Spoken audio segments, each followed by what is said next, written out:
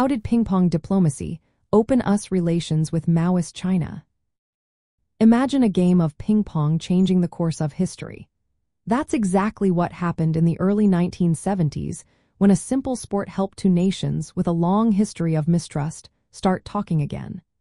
After more than 20 years of no official contact, the United States and China found a way to connect through a series of friendly table tennis matches.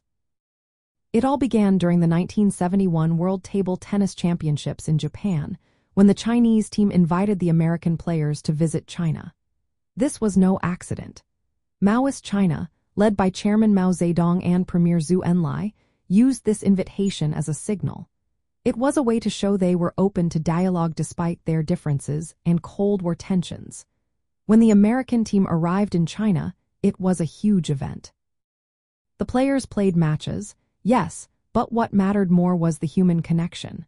Americans saw the Chinese people as more than just political enemies, and the Chinese saw Americans in a new light too.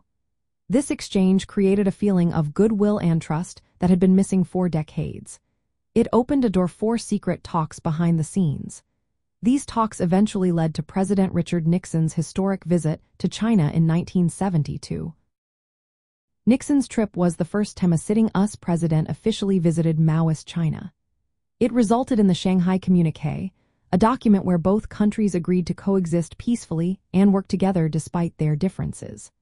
From the perspective of socialism in practice during Mao's era, this was a smart move. China used soft power, meaning they relied on cultural and personal exchanges instead of threats or force.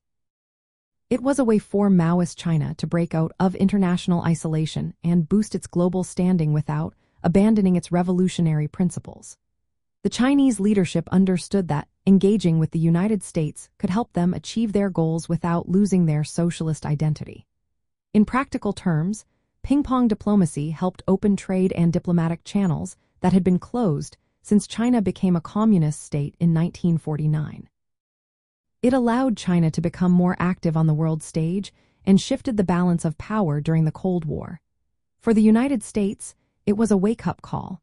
It showed that engaging with China was necessary, even if their government was socialist.